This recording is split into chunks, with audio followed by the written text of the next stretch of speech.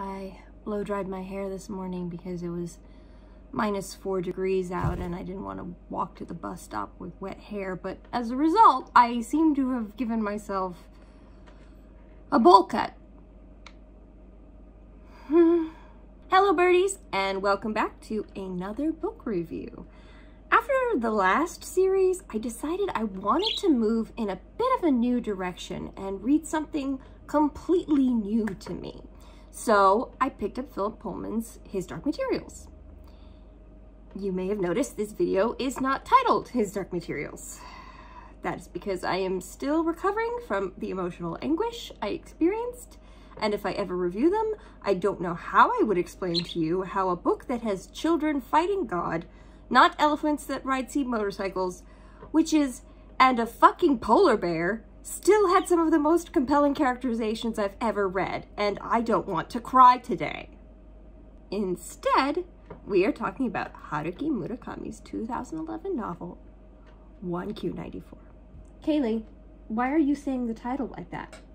Hold on, I'll get to that. I first read a Murakami novel in 2010. My friend gave me a copy of Norwegian Wood for my birthday, knowing that I am a huge fan of Japanese novelist Yoshimoto'S.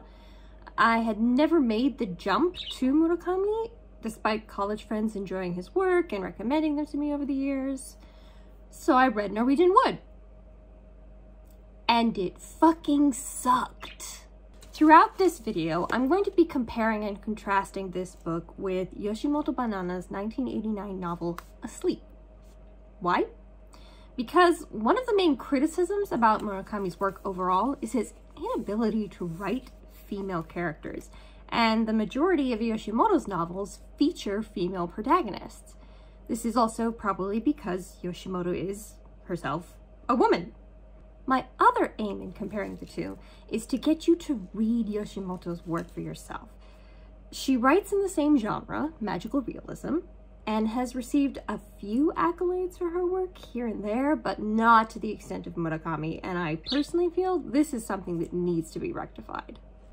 This book was originally released as a trilogy, then put together into the final monster of a novel.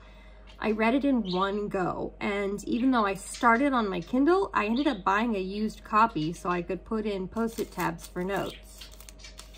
You may have noticed how many fucking post-it tabs I used. Foreshadowing? It's more likely than you think. I was going to do the entire book in one review before realizing it would be impossible, so we're going book by book. This review is from the first book, which was released simultaneously with the second book. Make me wonder why they were released separately in the first place, but oh well. The third novel came out a little over a year later. Let's talk for a second about the title of this book. Most people look at the cover and read it as IQ84.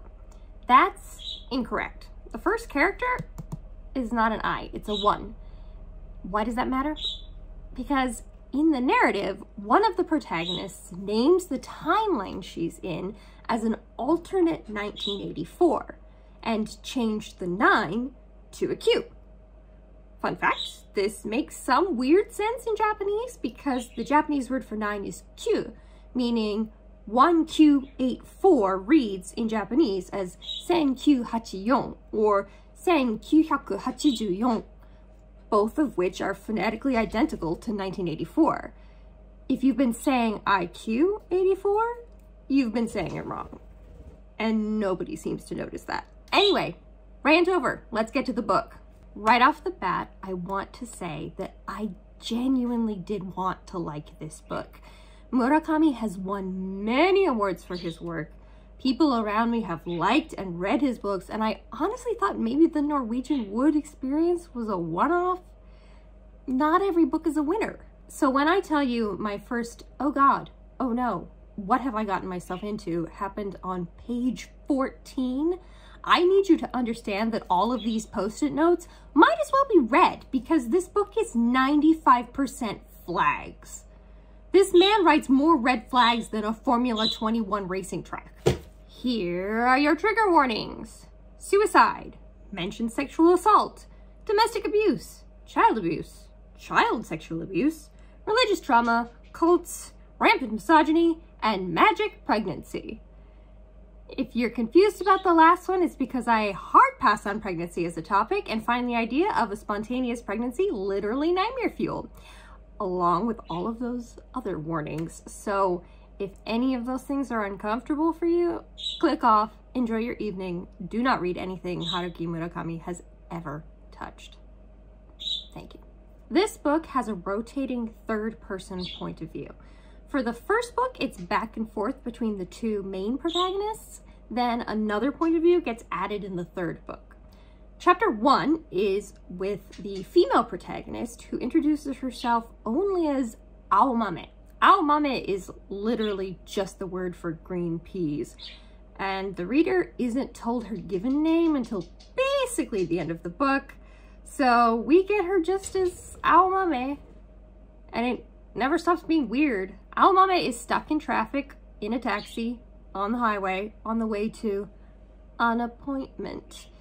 The taxi driver plays some incredibly specific classical music that she somehow knows a remarkable amount of information about before telling her that if she wants to make her appointment, she should go use the emergency exit off the highway.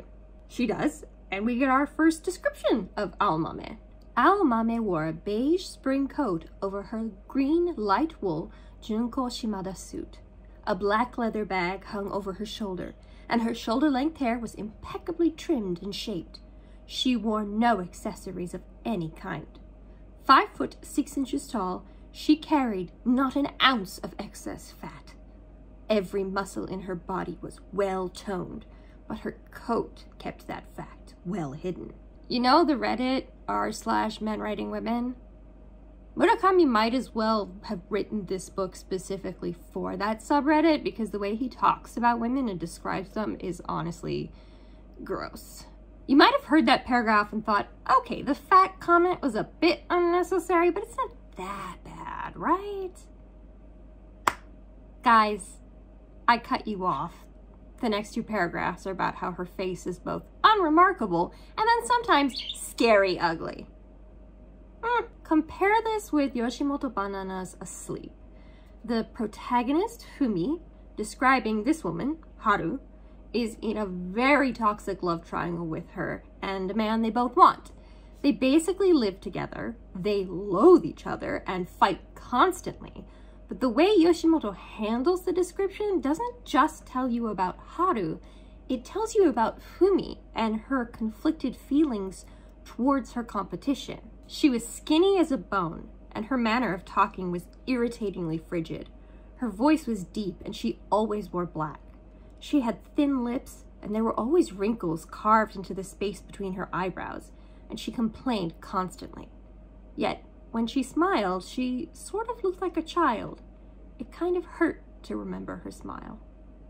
Another description of Haru, again by Fumi. Inside, she was probably just a strange, high-strung, unpleasant woman, but there was something truly special about her appearance.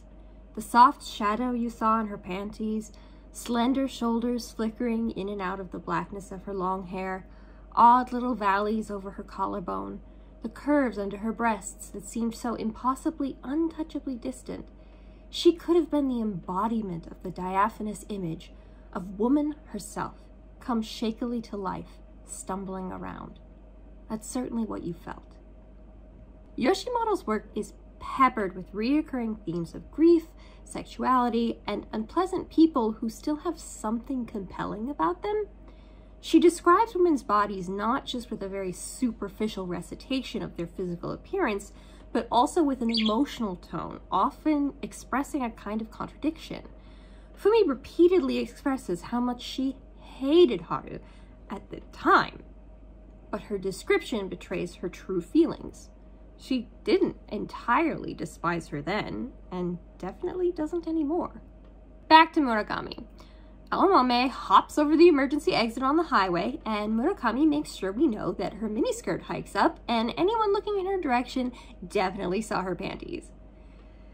Cool, Murakami, that detail was definitely important. Hard cut to our second and far worse protagonist, Tengo. I I'm going to read you the very first paragraph of the very first chapter from Tango's point of view. Tango's first memory dated from the time he was 1.5. His mother had taken off her blouse and dropped the shoulder straps of her white slip to let a man who was not his father suck on her breasts. The infant in the crib nearby was probably Tango himself. At this point, I literally put my book down, picked up my phone, and texted my group chat friends that I had made a terrible mistake. This memory comes back over and over throughout the book, and at first it's presented almost like a traumatic PTSD flashback, because he describes the memory as so overwhelmingly powerful that he gets dizzy and short of breath and can't escape it. It hits him randomly like an attack, and there's nothing he can do but wait it out. Also, I would like to introduce you to something that I really wish I wasn't going to use as often as I use it. The booby counter. Go ahead and write down somewhere how high you think this counter is going to go, and then let me know in the comments how accurate your count ended up being. So, Tango is honestly kind of a loser. He teaches math at a cram school part-time and is a writer part-time. This is a reoccurring theme in Murakami's work. He meets his editor, Komatsu, and they start talking about this manuscript a high school student using the pen name Fukaeri submitted. The book is a mess, but there's enough promise in it that Komatsu offers Tango a deal. Secretly rewrite the book, Chrysalis, submit it to a literature contest as if it's the debut work of a teenage prodigy, and reap the financial rewards. At first, Tango is against it, but Komatsu talks him around, and they agree that Tango should meet Fukaeri to get her express permission to enact this plan. My yellow tabs, nearly all of them are labeled, "What the fuck, Tango?" because what the fuck, Tango? We are further introduced to this man as he thinks about his usual routine. Other reviewers have mentioned this about this book in particular, but I didn't know that until after I read it. Murakami repeats himself a lot, and not in a "this is a reoccurring theme" way, so much as a "this exact phrase is repeated 27 times in this exact sequence in this book." For example, once a week, his married girlfriend would come over to spend the afternoon with him. Sex with a married woman 10 years his senior was stress-free and fulfilling because it couldn't lead to anything. I want you to know that this woman does not get a name until she is literally removed from the story. He refers to her almost exclusively as his married older girlfriend or older girlfriend. Yes, many of the characters don't get full names in this book until the end, if at all. She doesn't get any name until way down the line. I don't know if Murakami meant for us to take this as a sign that this character is not important or not, because she actually is kind of important, at least in the third act. We get entire scenes with this woman, and they've been having an affair for over a year. I tried to figure out if this was just an issue of clumsy translation. I do live in Japan and speak Japanese, but not fluently. It's not uncommon to not know someone's given name, even if you work with them, usually because you're referring to them by their surname plus an honorific. That's why you get Natoka sensei or Dare-dare-san. I've been working in a school for almost a year, and I can tell you the given names of exactly 2 people, and only because I happen to see it written down somewhere. So in that regard, Komatsu being only Komatsu does check out. What doesn't check out is the fact that in Aomame's own mind, she refers to herself as Aomame, her family name, and Tango refers to himself as Tango, his given name. But his married older girlfriend that he's been sleeping with for over a year on a weekly basis, it's true that you don't really refer to someone as you unless you're quite close, partly because there are a few different words for you, and some can be quite rude if you're not close.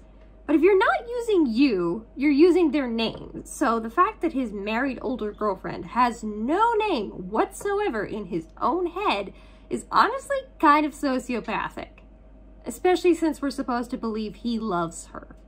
And then we get introduced to Tango's description of Fukaeri. Komatsu withdrew a brown envelope from his breast pocket and handed it to Tango. Inside the envelope were 2 standard-size color photos, pictures of a girl. One showed her from the chest up, and the other was a full-length snapshot. Classically beautiful features, long, straight hair, white blouse, small and slim. Her lips were trying to smile, but her eyes were resisting. Serious eyes. Eyes in search of something. Komatsu adds, "Beautiful girl, don't you think? Sweet and fresh. 17. Perfect." Back to Aomame, we begin another repeating... I hesitate to use the word theme because I feel like this is actually just Murakami's kink and he hasn't noticed how fucking obvious it is. But basically, she's climbing down the emergency exit and starts suddenly thinking about her best friend from high school, Tamaki. Specifically about the time she and Tamaki had a very sexual but totally not lesbian encounter. The 2 of them took a summer trip and ended up sleeping together when a small double was the only size bed the hotel could offer. They found themselves touching each other all over. Neither of them was a lesbian, but spurred on by the special curiosity of 2 young girls, they experimented boldly.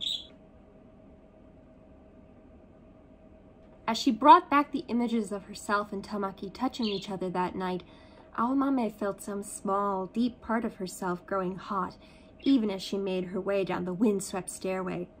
Tamaki's oval-shaped nipples, her sparse pubic hair, the lovely curve of her buttocks, the shape of her clitoris.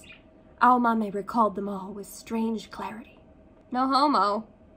Also, why does it feel like Murakami actually has no idea what a clitoris is?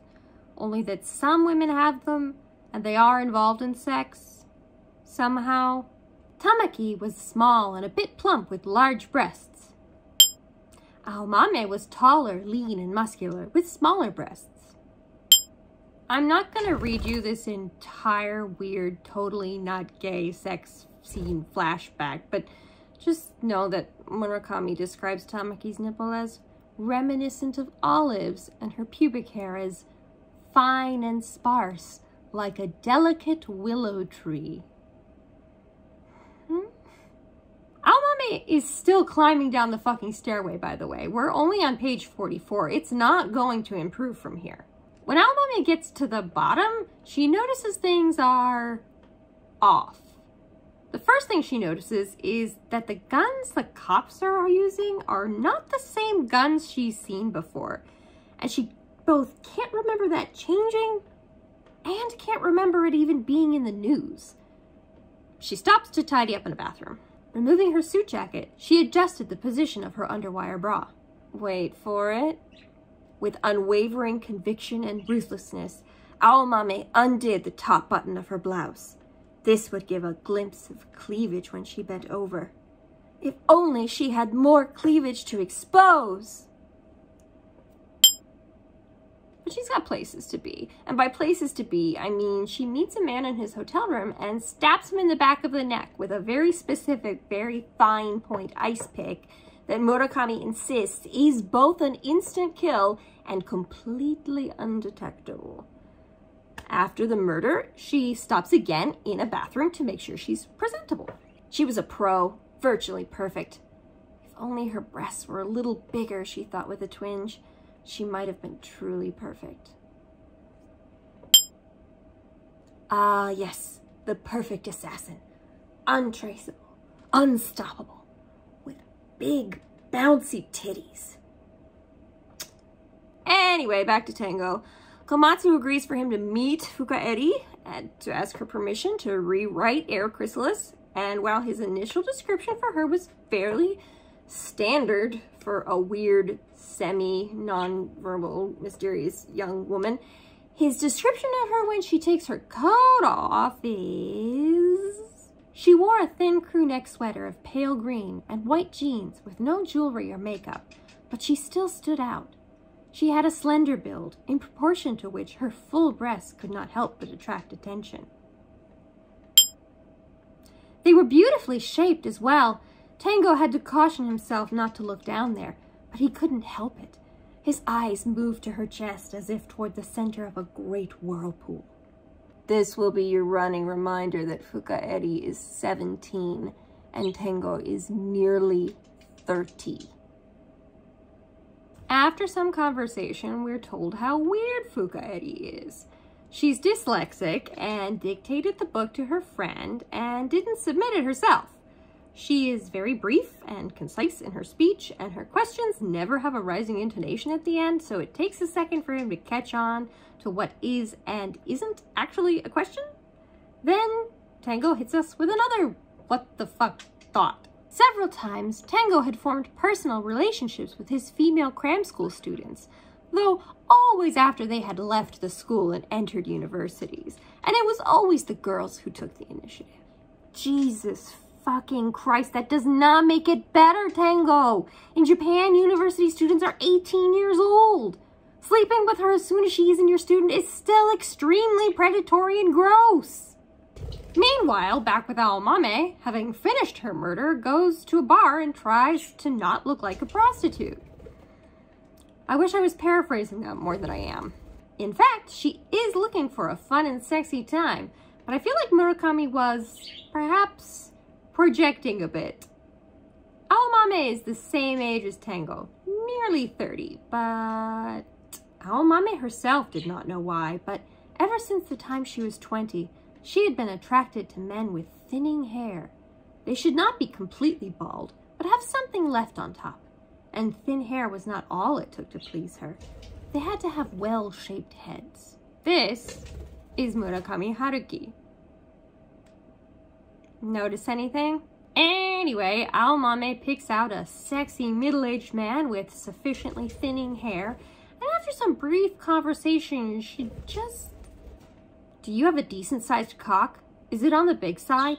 The man is sincerely taken aback, and when he cannot immediately answer, because, Aomame, you were literally talking about sailboats 10 seconds ago, and then she gives him shit for not knowing whether or not he has a big cock. You've been living for more than 50 years with a normal brain. You have a decent job. You even own your own sailboat, and still, you can't tell whether your cock is bigger or smaller than normal?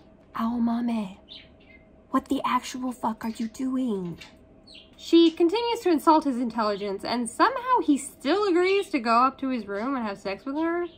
I know you're thinking my breasts are small, she said coldly as she looked down at him in her underwear.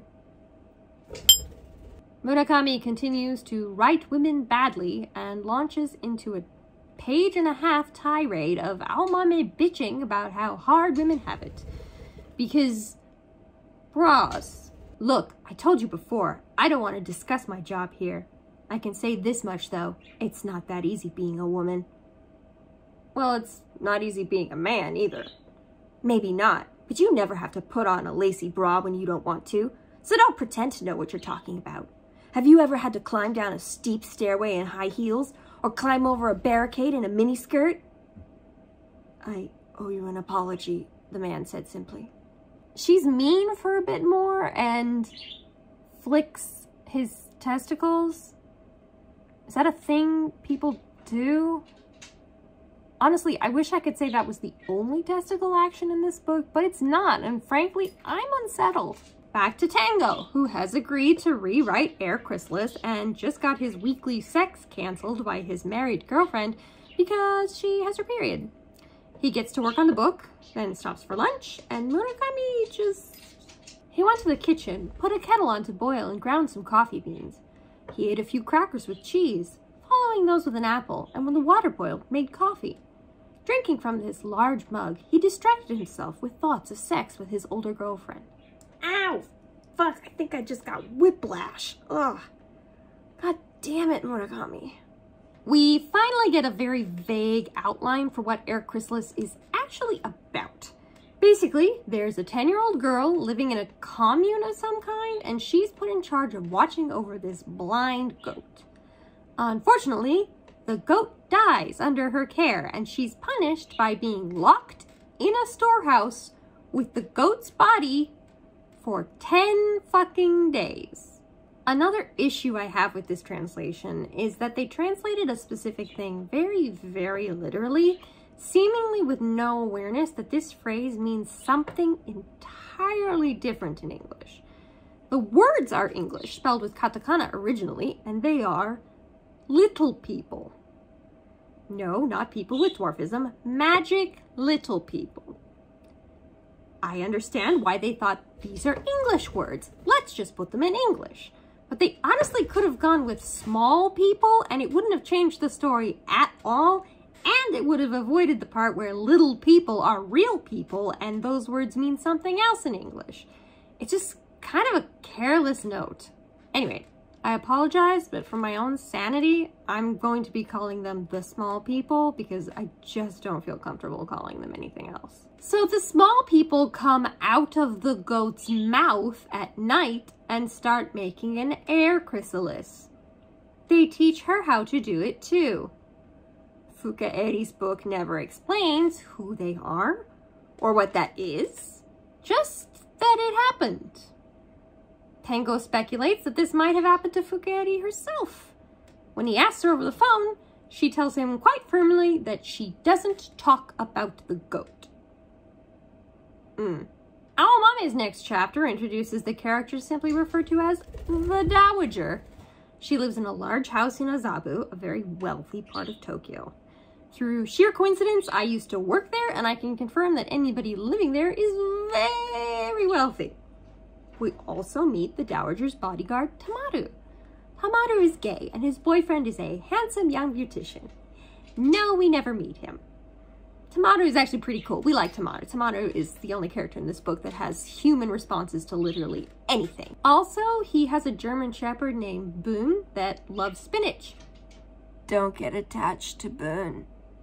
The Dowager reveals that she employs Aomame as an assassin, specifically killing married men who commit domestic abuse against their wives.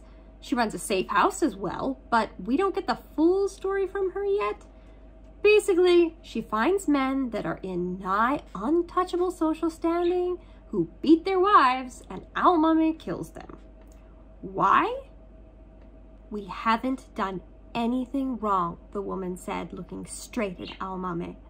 Aomame set her teeth against her lower lip and nodded. I know. I think some of you may be able to tell where this will eventually go at this point.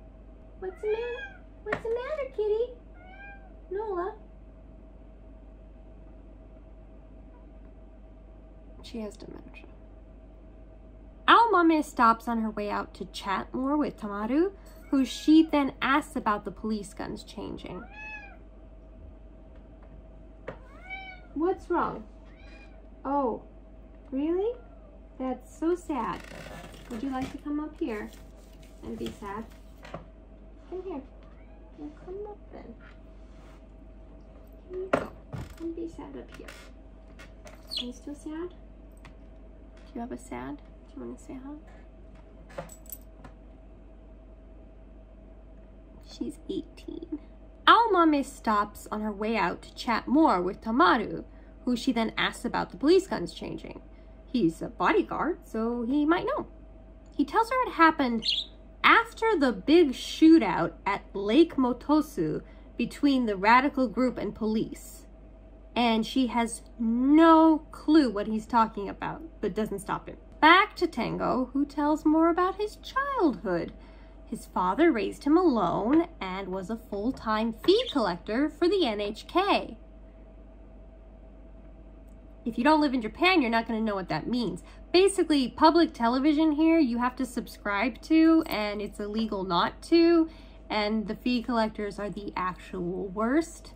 I don't even own a television and they want to charge me, and I'm like, no, that's not going to happen. But the fee collectors keep coming, and they're persistent, and we don't like them. Boo, they're bad. This rant was brought to you by someone who does not own a television and has not owned a television and is annoyed about it. Anyway, on Sundays, he'd take Tango with him and basically used him as a guilt trip to get people to pay up. Tango's mother apparently fell ill and died a few months after he was born, according to his father. Tango has another flashback to the man who was not his father sucking on her breast, and I feel a little sick. Tango and Fukaeri meet up so she can introduce him to the professor, her caretaker. They have a brief exchange about how she's dyslexic, and Tango wonders if that's why it's difficult for her to write as well. Just a side note, since I have a degree in this, dyslexia is probably not the reason she can't write. Many dyslexic people can write. Dysgraphia, however, is a writing disorder and sometimes comorbid with dyslexia, so Fukaeri is probably both. Murakami just didn't know that. The more you know. Anyway, Tango gets nervous on the train to meet the professor, and Fukaeri holds his hand. Aomame is on a research kick, trying to figure out why she can't remember all these big events, like a bloody shootout at Lake Motosu, or the joint moon station between the US and Soviet Union, or when the police uniforms and weapons changed.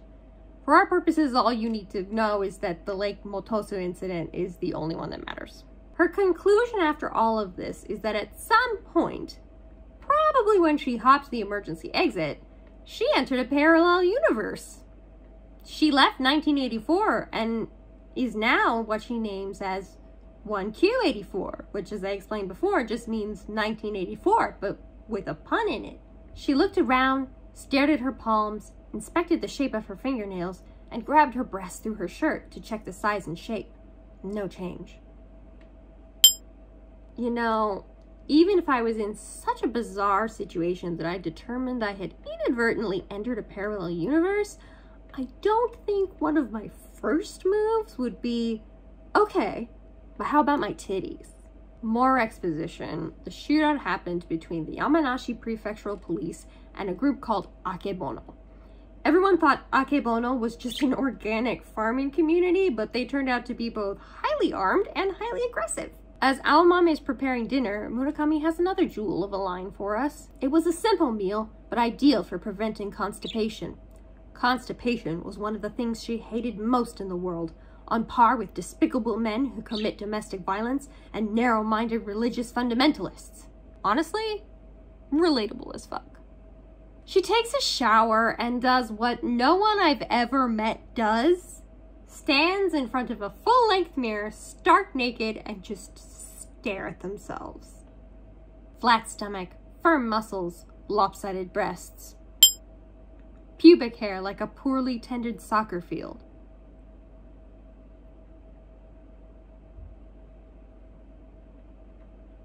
Meanwhile, Fukaeri is still holding Tango's hand, and he makes a big deal about how it's totally not because she has feelings or he has thoughts or any of that. It's just some everyday grown-ass man holding hands with a teenage girl. And then not even one page later, he describes going to meet the professor, holding her hand, feels like he's meeting her parents to ask for her hand in marriage. Tango, do you even hear yourself? So he meets the professor, and surprisingly, we get a lot of information about Fukaeri. Basically, years ago, her father Fukuda and the professor were good friends, but Fukuda decided to go start a communist commune, say that one 10 times fast, with a bunch of radicalized students. They made a farm and grew organic produce, which they then shipped out. The professor was able to get in touch with them fairly often at that point, but then they split off. Fukuda's sect was called Sakigake, and the more radical group became Akebono. At this point, when she was 10 years old, Fukaeri ran away from Sakigake. She found her way to the professor, who has been her guardian ever since. He's never been able to reach either of her parents since then, despite trying for years. They also don't know why Fukaeri ran away in the first place, since she didn't speak when she first arrived. Additionally, Sakigake was officially recognized as a religion, or as the professor puts it, a cult. Finally, some plot! Wait, the next chapter starts... Oh no. The number of people who could deliver a kick to the balls with Aomame's mastery must have been few indeed. She had studied kick patterns with great diligence and never missed her daily practice. In kicking the balls, the most important thing was to never hesitate. One had to deliver a lightning attack to the adversary's weakest point, and do so mercilessly and with the utmost ferocity, just as when Hitler easily brought down France by striking at the weak point of the Maginot Line. Objection, Your Honor, relevance? Awamame's day job is a fitness trainer at a gym. She used to teach self-defense, but her employers felt the ball-kicking practice was a little excessive, so she offered interested parties private lessons. She played softball all through junior high and high school, and entered university on a sports scholarship where she studied fitness. She met the dowager at the gym she worked at, the older woman having joined her short-lived self-defense course. The dowager then asked her to teach her privately in her home. Later, Awamame is at a bar looking for a middle-aged man with thinning hair to bang when she meets another woman, Ayumi. A young woman with a 50s-style ponytail was sitting on the neighboring bar stool. Her dress had a tiny flower pattern and a small Gucci bag hung from her shoulder. Her nails were carefully manicured in pale pink.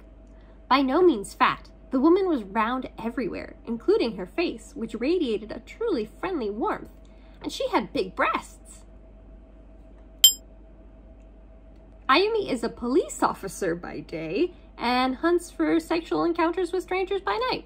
She and Awamame have different tastes in men, but they decide to team up and hunt together. Tango remembers when he was in 5th grade. There was a girl in his class that was a Jehovah's Witness. Because of her family's missionary stuff, she too was marched around on Sundays against her will. She was often ignored or singled out and excluded at school for being weird, but once she got actively bullied and he protected her. Later, she silently and powerfully just held his hand and stared at him. This left such a deep impact on him that he still remembers it starkly decades down the line. Gee, I wonder who it could be. Awamame wakes up having completely blacked out the night before. She remembers having sex, notices she also had anal sex, but can't remember that part, and gets a call from Ayumi, who fills her in on everything they did. You and I played lesbians, and then... Okay. So, Murakami keeps having women do sexy times together and then claims they aren't lesbians. No way, no homo, uh-oh, hetero spaghettios. Sincere question. Does Murakami Haruki know bisexuals exist? My pan-ass is sitting here like, you definitely do not need to be a lesbian to be into women. It's not an either-or, my dude. So after she handles her hangover, Awamame heads to the dowager's for a massage appointment. We get some great internal notes about how the dowager is borderline checking her out as she changes. Then they have a conversation about how this woman in her 70s retained physical traces of youth. Her body shape had not disintegrated, and even her breasts had a degree of firmness. They have a thinly veiled conversation about having lots of sex when you're young and sexy and hot, so you should just enjoy your body, and then Awamame recalled the night before. Her anus still retained a slight feeling of having been penetrated. Would memories of this actually warm her body in old age? What is there even to say to that? Do buttholes remember things? Awamame proceeds to stretch the dowager in a way that absolutely sounds like she just broke this woman's hip. Setting her right elbow against the dowager like a fulcrum, Awamame bent her thigh still farther. The joint moved with a dull snap. The dowager gasped, but she made no sound with her voice. You just fractured her pelvis, Awamame, like a goddamn twig. She's over 70. Remember her friend Tamaki from the softball team? The one that she had a not lesbian sexual encounter with? Well, she's dead. She's been dead for a while. When they were in college, she was sexually assaulted by a man she liked, and it really did her a number for a while. Awamame then broke into his apartment and destroyed absolutely everything. She brought her softball bat and smashed everything you could smash, cut cords and cables, squeezed out all the toothpaste, put ketchup in his dresser, ripped the spines out of every book he owned. She just went crazy. Turns out, Tamaki would continue to have shit taste in men. Or as Murakami disgustingly put it, Tamaki was truly born a victim. Fucking creep. And of course, Tamaki ends up marrying a terribly abusive man that drives her to hang herself. So Aomame learns how to murder without a trace and ends the man with her own 2 hands. Good for her. Tango has a meeting with Komatsu, then on his way home starts thinking about his mother. You know, the one who let a man that was not his father suck on her breasts. And how he once asked his older girlfriend to wear a white slip under a white blouse. And how he came basically instantly and then never asked her to do it again. I don't know how this relates to the next bit, but basically Tango suspects that the man in his memory is his actual biological father, not the NHK man that raised him.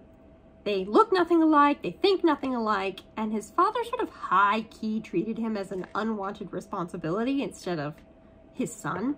Aomame's next chapter starts with a deep description of her eating habits and how she managed to have no excess flesh, only muscle. Is Murakami aware that that's not good?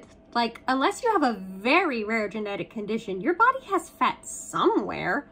He also makes sure we know that Aomame thinks her breasts are not big enough, and that her pubic hair grew like a patch of grass. We get a little more background on her time in the witnesses and how deeply sad it was for her as a child. This is supposed to be a little mirror of Tango's childhood and therefore basis for their connection later down the line. Then she gets a call from Ayumi and they decide to go on a date. Sorry, meet up for dinner. And Aomame thinks about how she hasn't done this since Tamaki died and it's extremely gay. Oh, and by the way, Aomame said, on the phone the other day, you said we were doing lesbian stuff. What kind of lesbian stuff? Oh, that, Ayumi said. It was nothing special. We just faked it a bit to liven things up. You really don't remember anything? You were pretty hot. We were naked and touching each other's breasts and kissing down there and... Kissing down there? Aomame exclaimed. Don't worry. Like I said, we were faking it. No tongues. But really, Aomame, you were so sweet and clean down there, like new. We all need an Ayumi in our lives. I've decided. Ayumi asks if she can spend the night with Aomame, who agrees under the terms of no fooling around. They get back, and Ayumi immediately starts to push that agreement by asking Aomame to let her into the bed for a minute or two. Ayumi crawled under the covers and wrapped her arms around Aomame, her firm breasts pressing against Aomame's arm. Don't you think my breasts are too big? She asked Aomame. Not at all. They're beautiful. Sure, but I don't know. Big boobs make you look stupid, don't you think? Mine bounce when I run, and I'm too embarrassed to hang my bras out to dry. They're like 2 big salad bowls. Nobody talks like this. Men seem to like them like that. And even my nipples are too big. Ayumi unbuttoned her pajama top and pulled out a breast. Look, this is a big nipple. Don't you think it's odd? Aomame looked at Ayumi's nipple. It was certainly not small, but not so big as to cause concern. Maybe a little bit bigger than Tamaki's. It's nice. Did somebody tell you your nipples are too big? Yeah, one guy. He said they're the biggest he's ever seen in his life. I'm sure he hasn't seen many. Yours are ordinary. Mine are too small. No, I like your breasts. They're very elegantly shaped and they give this intellectual impression. That's ridiculous. They're too small and they're different sizes. I have trouble buying bras because one side is bigger than the other. Murakami Haruki, I truly and sincerely hate to be the one to tell you this, but the vast majority of breasts are different sizes. They are not magically symmetrical, and being slightly asymmetrical is not a personality quirk. Then Ayumi tries to put her hand literally in Aomame's pants, and Aomame gently rebukes her. And then they fall asleep together. No homo. Let's step away from Murakami for a minute and go back to Yoshimoto. I'm trying to avoid spoilers as much as possible because I really do genuinely think everyone should read her work. But one theme of Yoshimoto's work is female sexuality, sexual fluidity, and the sort of pain you get when you regret doing or not doing something until it's too late. In Sleep, Fumi starts to feel like Haru is trying to talk to her through her dreams. She doesn't know why, but she feels compelled to try and reach Haru just one more time. I don't get it, said Tanaka, tilting his head slightly to the side. Why would you want to see a woman you fought with over a man? My mouth felt numb from the strong whiskey and soda. I answered him honestly. It seems like we may have really liked each other. In fact, we might have had a little lesbian dynamic going on. Fumi doesn't elaborate on that at all, and when she finally connects with Haru, she expresses feelings she has implied, but not said before. I'm glad I figured out that you wanted to see me, because to tell the truth, I liked you a lot, Haru, you know? The days we spent together had this special feeling of tension. It was a lot of fun, and that's only because it was you. You mean a lot to me, and just being with you taught me so much. There were all these things I wanted to talk to you about, but we never really had the chance. I really regret that. Fumi then asked Haru why she was calling for her. I don't really know. Maybe because I've never felt lonely when we were together. I mean, I wasn't ever truly lonely, but whenever I think about you, I get this feeling that I was the least lonely when I was with you. And I get the feeling that on the day of that storm, you know, I wanted to kiss you. I'm happy to hear that, I said, but I felt unbearably sad. Yoshimoto takes the same sort of idea. Women connecting intimately to avoid loneliness, having feelings for each other they don't know how to express, regretting not acting on their true feelings, and write something beautiful and heartbreaking and compelling. It's not a thinly veiled kink, not there to titillate, it's genuine humanity and emotion. Murakami can't write women because he doesn't seem to be aware that women are people. He writes them like they're a differently operating unknown species, not complex humans just like everybody else. Every time he gets a tiny bit close, I get even more frustrated because I feel like parts of this story could have been 100 times more impactful in the hands of a writer who quite simply understands humans better than Murakami does. I may do an unscripted rant of the failings of Norwegian Wood someday, so if you're interested in that, let me know in the comments. Back to this stupid book. Komatsu tells Tengo that he has to prep Fukaeri for a press conference. He doesn't want to, but he agrees in the end and meets her again to gauge whether or not this is going to be a complete disaster. She wore a slim pair of jeans and a thin summer sweater that clearly revealed the outline of her breasts. She's still 17, Tengo. After grilling her with questions and going over how she plans to respond, he gets even worse. I have my own request to make of you now, if you don't mind. What's that? I'd like you to go to the press conference in the same clothes you're wearing today. It looks good on you. It shows the shape of your chest beautifully. This is strictly my own hunch, but I suspect the reporters won't be able to stop themselves from looking down there, and they'll forget to ask you tough questions. So this outfit makes my chest look good. Fukaeri was still staring into Tengo's eyes. Gravely, she asked, "You can't stop yourself from looking down there." "It's true, I must confess," Tengo said. 17! Fukaeri holds his hand again as they walk to the station, and while he describes it as the way a child would hold hands, he still gets all hot and bothered by it and later reminisces on her chest and its beautiful curves. The shape is so perfect, it has almost no sexual meaning. Almost? Almost? Why are you such a creep, Tengo? I would skip more of this if it weren't for the fact that I had to suffer through it and my pain is content. Back to Amame, she steps out on her balcony to see there are 2 moons in the sky. the regular moon, and then slightly behind it, a smaller, kind of misshapen, pale green moon.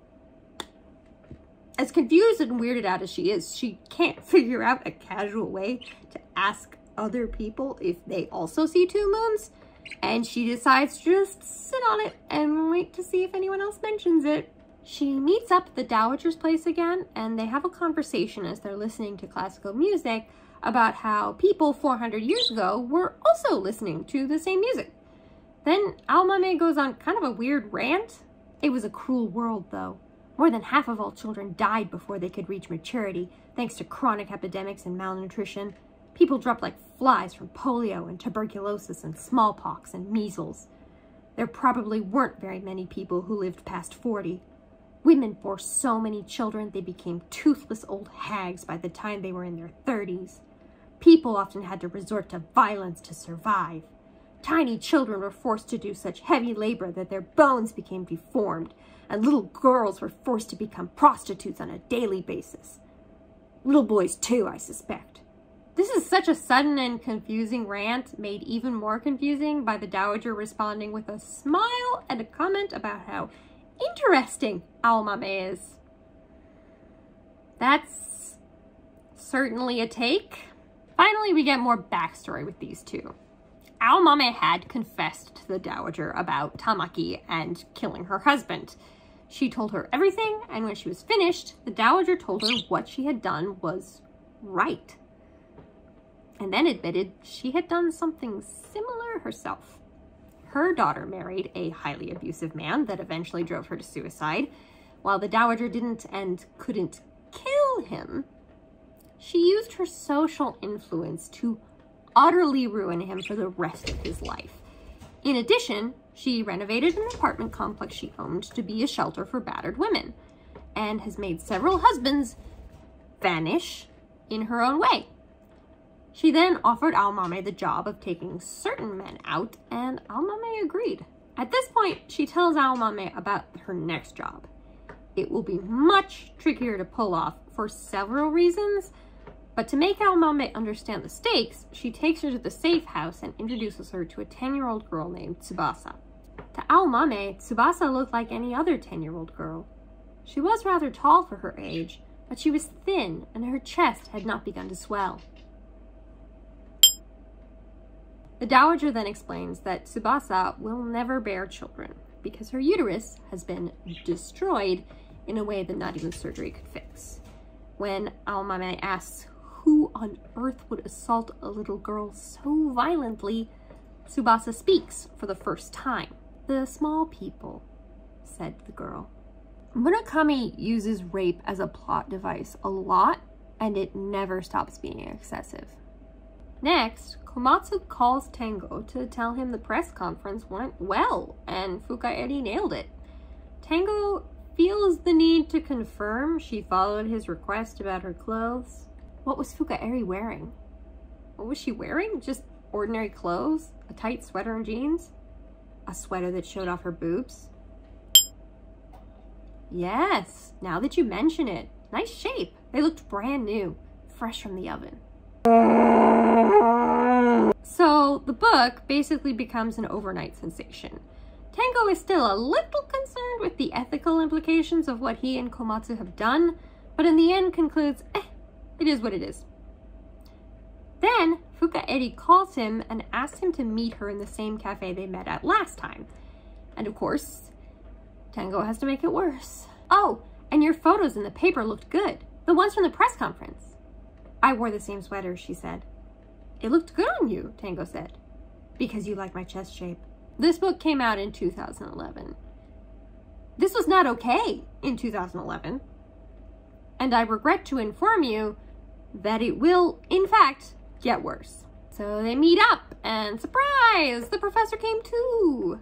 They have a long talk about how the professor is hoping Fukaeri's book can draw out some kind of response from Sakigake that he hasn't been able to get in 7 years. He still doesn't know what transpired that changed Sakigake from a peaceful commune to a highly secretive religious organization, but Fukaeri says that it was the arrival of the small people. She doesn't elaborate, so we still have no idea what she means by that. The professor leaves first, saying he wants to meet up with someone he knows in the neighborhood, and Fukaeri and Tengo leave the cafe together. Then, Fukaeri informs Tengo that she intends to spend the night at his apartment. At first, he puts up a very weak defense, but she easily convinces him and he agrees. She also tells him, as she holds his hand, that we are one. And Tengo is very confused by what she means until she clarifies that they wrote the book together. Back to Aomame, the Dowager, and Tsubasa. Tsubasa goes silent again after saying the small people, and then the Dowager begins to describe exactly what happened to her in quite graphic detail. As horrible as it is, I'm once again unsure if Murakami understands cis female anatomy. Tsubasa was raped repeatedly by a man, and his penis penetrated her small uterus. Without getting too graphic, this is kind of unlikely. I did a bit of research, and injuries that are sustained are mostly genital and vaginal. It's not difficult to harm a vagina to a significant degree, but in between the vagina and the uterus, there's a cervix, and penetrating that is difficult and unlikely. So while I understand that the description and scene is placed here to horrify us, it just takes you out of the story if you have even a slight understanding of basic anatomy. And again, I could be wrong about this, but the research that I was looking at, no. Add on top of that, this is still using the sexual assault of a child as a plot device, and I'm already fed up. The Dowager goes on to explain that Tsubasa's parents were not only complicit in her assault, but encouraged it, and that she intends to adopt Tsubasa herself. She explains that Tsubasa escaped from a cult, and that the leader of the cult is extremely powerful. She isn't even the only victim. The leader tells the families that the girls have been selected to have a spiritual awakening that can only happen before their first period. The name of this cult? Sakigake. The Dowager tells Aomame that obviously they cannot infiltrate a cult in the middle of rural Yamanashi, but that she has other ways and plans of getting leader out and in Aomame's reach. They both agree that a man that has done such horrible things deserves to die, especially because he clearly has no intentions to stop. So Aomame goes home and, why don't I just go home, open a bottle of red wine, masturbate, and go to sleep? You go do that, girl. Yeah, why not? But on her way, she sees a very sexy, middle-aged, balding man on the train and starts to fantasize about him. Aomame thought that she would like to go somewhere and have hot sex with him. She imagined herself touching his erect penis. She wanted to squeeze it so tightly that the flow of blood nearly stopped. Her other hand would gently massage his testicles. I do not have a penis, but I feel like squeezing it like that would not be a fun experience. Then, Aomame has a sexual dream. In the dream, her breasts were large and beautiful, like two grapefruits. Her nipples were hard and big. Okay, why though? When Tsubasa and the Dowager fall asleep in the safe house, small people start coming out of Tsubasa's mouth. They start very tiny and then get to about 2 feet tall, and they pull fibers out of thin air and make a chrysalis.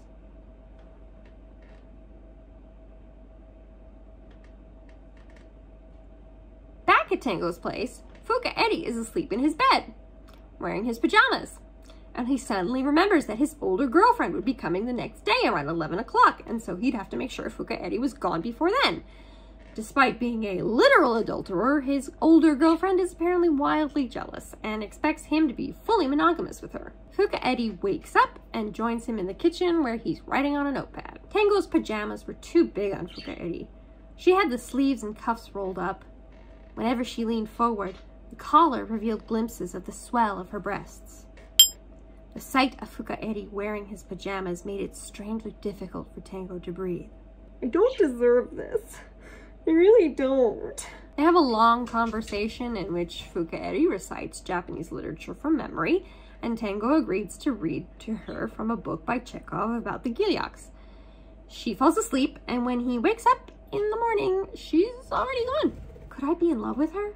No, impossible, Tango told himself. It just so happens that something inside her has physically shaken my heart.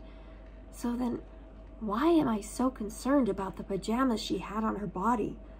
Why did I almost unconsciously pick them up and smell them? Because you are a creep, Tango. A goddamn creep. One thing I've noticed about Murakami's writing is that he's very prone to expositional info dumps. There will be nothing about the plot for chapters, and then suddenly one character goes to a library and reads pages upon pages of background information that we, the reader, need, but Murakami apparently couldn't find a more interesting way to present the information than just telling us. This info dump informs us that after the Akebono shootout, the police and media went to Sakigake to see if there was anything connecting the two. They didn't find anything and left thinking Sakigake was just a semi-religious commune and nothing suspicious at all. Aomame suspects this is not the full story, so she calls Ayumi and asks her to use her police connections to get more information. She also reveals to Ayumi that it involves the systematic rape of young girls. Ayumi gets back to her after a few days and she lays out information that wasn't in the papers. Sakigake is buying up property like crazy, and not just in Yamanashi. They have hotels and offices in Osaka, Tokyo, Kyoto, all places that rural living communes should have no interest in. No one knows where the cash is coming from either. In addition, the children of the believers are having problems at school. They turn up first grade, fairly normal kids, energetic, bright, excited to be at school. Then, over time, they become quieter, more apathetic, lacking facial expressions. And then they stop coming to school altogether. Sakigake claims the children don't want to come and that they're being educated inside the compound. But the teachers are worried there's something more sinister going on. Ayumi also asks when their next sex hunt is going to happen and if Aomame is into handcuffs. She's not, to Ayumi's disappointment. Tango is having deep thoughts, which means he is obviously thinking about when his mother let the man who was not his father suck on her breasts. He postulates that maybe this is a false memory he created in order to add substance to his suspicion and secret wish that the man who raised him is not actually his biological father. Then he just gets creepy again. When I lifted the pajamas that Fukaeri wore from the washing machine and smelled them, I might have been hoping to find my mother's smell. But why do I have to look for my departed mother's image in, of all things, the smell of a 17-year-old girl? There should be a more likely place to look. In the body of my older girlfriend, for one thing.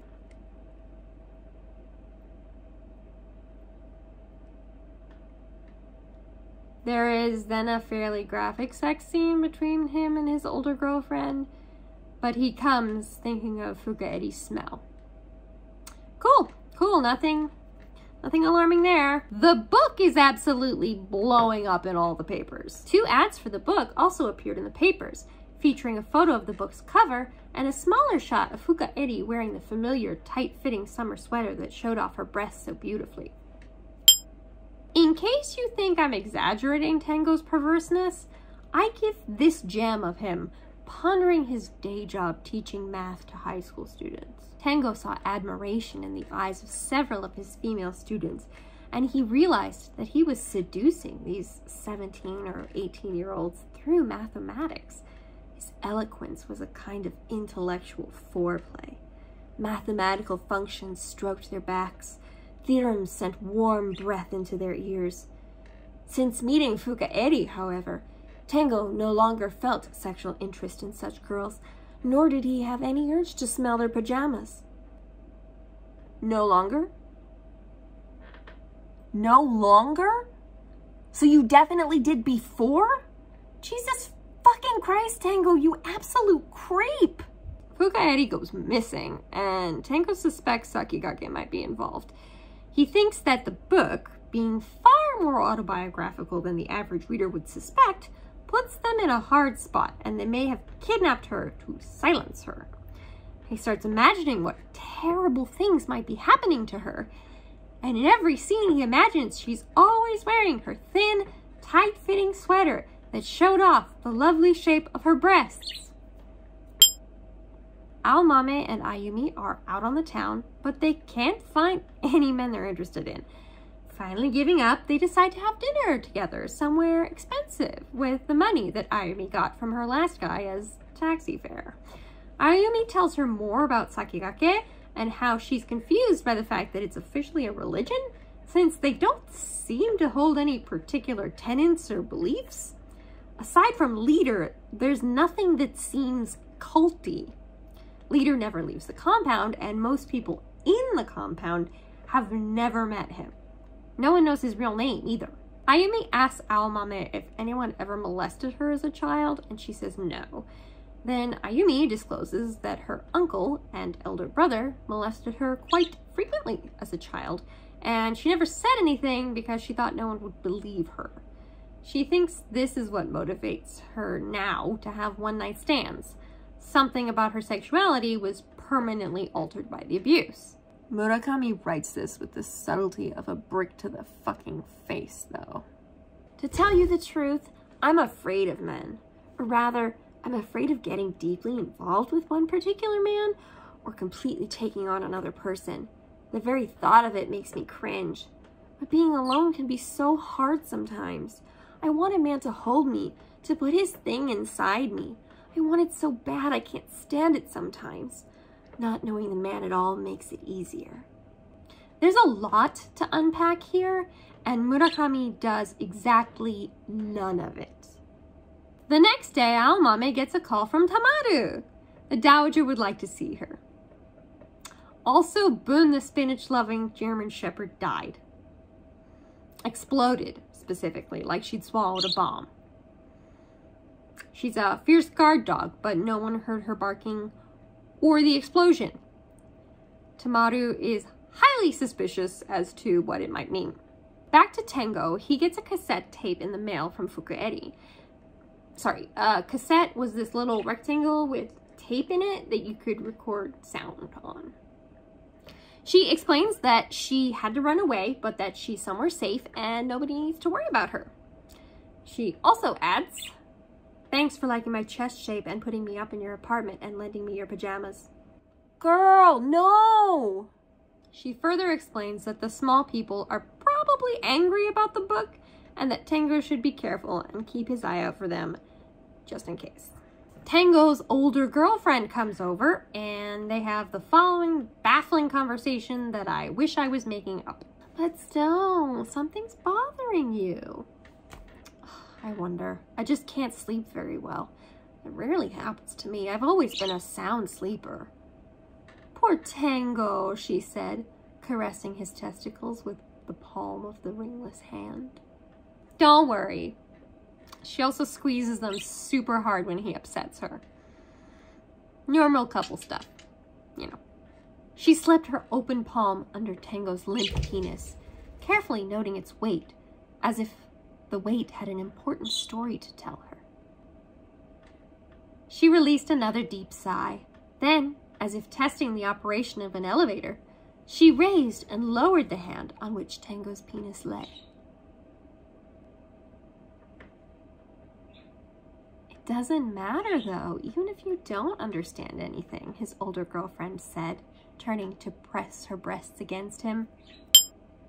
You're a dreaming math teacher who keeps writing his long novel day after day, and I want you to stay just like that. I love your wonderful penis. The shape, the size, the feel. I love it when it's hard and when it's soft, when you're sick and when you're well.